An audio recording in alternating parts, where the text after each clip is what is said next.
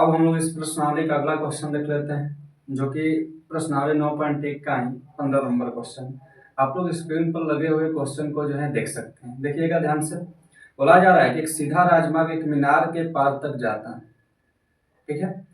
उसके बाद बोला जा रहा है कि मीनार के शिखर पर खड़ा एक आदमी एक कार को 30 डिग्री के अवनमन कोण पर देखता है, जो कि मीनार के पाद की ओर एक समान चाल से जाता है। 6 सेकंड बाद कार का अवनमन कोण 60 डिग्री हो गया।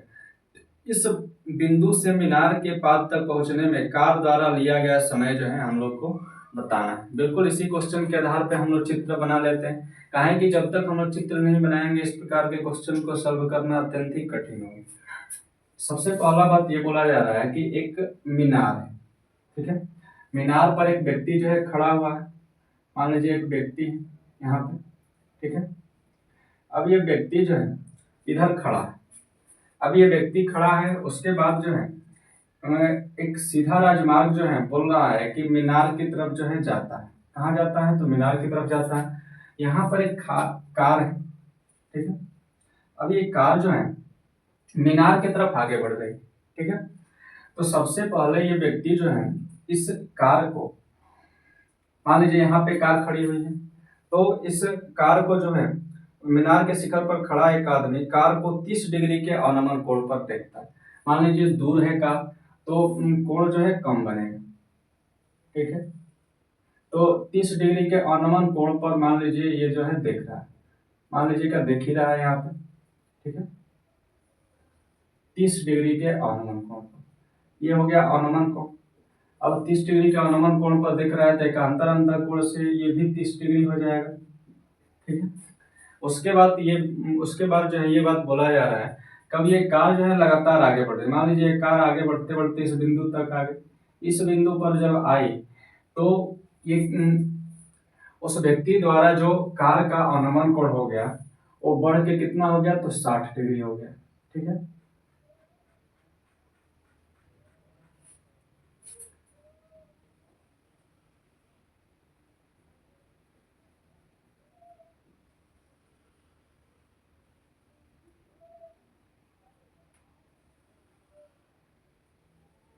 ये जो है 60 डिग्री हो गया अवनमन कोण। कितना हो गया है? तो 60 डिग्री हो गया।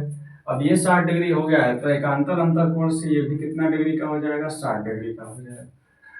इस बिंदु से इस बिंदु तक कार द्वारा आने में जो है 6 सेकंड का समय लगता है, ठीक है। उसके बाद ये बोला जा रहा है कि कार द्वारा मीनार तक पहुंचने में कितना समय लगेगा, ठीक है। मीनार की ऊंचाई तो कुछ दी हुई नहीं है, तो हम लोग इसी आधार पे जो है आगे बढ़ते हैं। देखिए ध्यान से, ये हो जाएगा, इसको मान लेते हैं ए है, ये बी है, ये बिंदु जो है सी हो जाएगा, ये डी हो जाएगा, ठीक है। अब यहाँ पे जो है जिस प्रकार से ये लिखा गया था उसी को जो आगे बढ़ाने का प्रयास करते हैं। इसको मान चुके यहाँ से यहाँ तक जाने में कितना समय लगेगा कार द्वारा, यही पूछा गया है, तो इसको मान लेते हैं हम लोग x सेकेंड, ठीक है। x सेकेंड जो है मान लेते हैं कि यहाँ से यहाँ तक जाने में समय लगेगा। ये 6 सेकेंड है तो पूरा जो है इसकी भी आवश्यकता पड़ेगी, तो ये 6 प्लस का x सेकेंड हो जाएगा पूरा, ठीक है। उम्मीद करता हूँ आप लोग हमारी बातें समझ पा रहे होंगे। अब हम लोग आगे बढ़ते हैं और इसको लैंग्वेज के रूप में हम लोग लिख लेते हैं। यहाँ पे लिखेंगे मान, 15 नंबर क्वेश्चन है हमारा। माना कार द्वारा मीनार AB तक पहुंचने में लगा समय।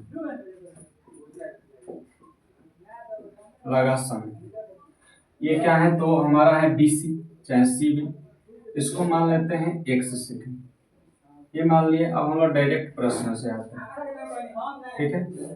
सबसे पहले जो है हम लोग देख लेते हैं, कोई भी त्रिभुज में देख लेंगे, कोई दिक्कत नहीं होगा। तो हम लोग देख लेते हैं इसी त्रिभुज में, ठीक है। तो त्रिभुज लिखेंगे ABC में, लिखेंगे समकोण त्रिभुज ABC। हम लोग को तो AB से मतलब है नहीं, हम लोग को केवल x से मतलब है। तो यहाँ पे जो है हम लोग उनके पास जो है एक यहाँ पे आधार है और एक यहाँ पे लंब है, ठीक है। तो लंब आधार के संदर्भ में भी हमारे पास दो विकल्प होता है, एक होता है tan थीटा का और एक होता है कोट थीटा का। तो हम लोग tan थीटा कोट थीटा का विकल्प ले लेते हैं। इसमें कोट थीटा बराबर होता है b अपॉन में p। थीटा का वैल्यू यहाँ पे दिया गया है 60 डिग्री, तो कोट लिखा जाएगा 60 डिग्री बराबर b का मान x दिया गया है और p का मान जो है a b दिया गया। ठीक है। अब यहाँ पे क्या करते हैं, हम लोग जानते हैं कि कोट 60 डिग्री का वैल्यू जो होता है वो होता है 1/√3, लिख लिया जाएगा बराबर x अपॉन में a। अब हम लोग बाइसियम करेंगे, बाइसियम जब हम लोग करेंगे तो ये हो जाएगा ए बी बराबर x√3। ठीक है, या √3x बात देखिए, इसको मान लीजिए इक्वेशन 1। इसको इक्वेशन 1 मानने का एक ही कारण है, क्या है कि हम लोग को ए बी से कोई मतलब नहीं है। जहां पर भी ए बी आएगा तो ए बी को रिमूव करके हम लोग क्या करेंगे कि वहां पे x√3 रख देंगे, आसानी से हम लोग को x का वैल्यू आ जाएगा। ठीक है, कारण यही है। अब यहाँ पे और करके आगे बढ़ते हैं, और अब हम लोग बड़ा वाला त्रिभुज ले लेते हैं। यही हमारा बड़ा वाला त्रिभुज है, तो लिखेंगे समकोण त्रिभुज। समकोण त्रिभुज ए बी डी में जब हम लोग देखेंगे तो ए बी तो लंब हो गया और 6 प्लस का x सेकंड जो है इसका क्या हो गया, आधार हो गया। तो यहाँ पे भी हम लोग कोट थीटा वाला विकल्प ले लेते हैं, कहें कि यहाँ पर भी लंब और आधार वाला संदर्भ में। उस परिस्थिति में हमारे पास दो विकल्प रहता है, एक तो tan थीटा का और एक जो है कोट थीटा का। तो हम कोट थीटा वाला विकल्प लेते हैं। इसका सूत्र होता है b अपॉन में p। कोट थीटा का जो वैल्यू है यहाँ पे 30 डिग्री है, तो लिख लेते हैं b का वैल्यू जो है 6 प्लस का x है और p का जो वैल्यू है ए बी, लिख लिया जाएगा। उसके बाद हम लोग जो है जानते हैं कि कोट 30 डिग्री का वैल्यू जो होता है वो होता है √3 बराबर 6 प्लस का x लिखा जाएगा बटा में ए बी। अब हम लोग क्या करेंगे कि बाइसियम करेंगे। बाइसियम जब हम लोग करेंगे तो ये हो जाएगा √3 ए बी बराबर में 6 प्लस का x हो जाएगा। अब हम लोग आगे का कार्य जो है ऊपर कर लेते हैं। देखिएगा, ध्यान से देखिएगा, ये √3 ए बी है। हम लोग देख रहे हैं कि ए बी के बराबर ही x√3 यहाँ पे रखा गया समीकरण में। तो हम लोग को ए बी से तो कोई लेना देना है नहीं, x का वैल्यू हम लोग को ज्ञात करना है। तब यहाँ पे क्या करते हैं, देखिए समीकरण 1 से जो है ए बी को रिमूव कर देते हैं। तो यहाँ पे √3 गुणा में क्या हो जाएगा, √3 ए बी है तो x√3 यहाँ पे आ जाएगा, x√3 बराबर में हो जाएगा 6 प्लस का x। ठीक है, इधर जो है लिख दिया जाएगा समीकरण 1 से, समीकरण 1 से गुणा करेंगे तो ये हो जाएगा 3x। √3 में √3 से जब गुणा होता है तो हो जाता है 3। इधर है 6 प्लस का x। ये x जो है जब इसको इधर लेके आएंगे तो ये जो है प्लस में है तो इधर आएगा तो माइनस में हो जाएगा बराबर में 6। 3x में से 1x जो है घटेगा तो हमारे पास जो है 2x बचेगा बराबर का 6 हो गया। अब ये 2 जो है गुणा के रूप में उधर जाएगा तो भाग करेगा तो x इज इक्वल टू क्या हो जाएगा, 6 अपॉन में 2। 3 बार में कटेगा। हम लोग को x का ही वैल्यू ज्ञात करना था, अतः करके लिख देंगे। अतः कार द्वारा मीनार ए बी तक पहुंचने में लगा समय, ये जो है सीबी है, इसको माने हैं हम लोग x सेकेंड।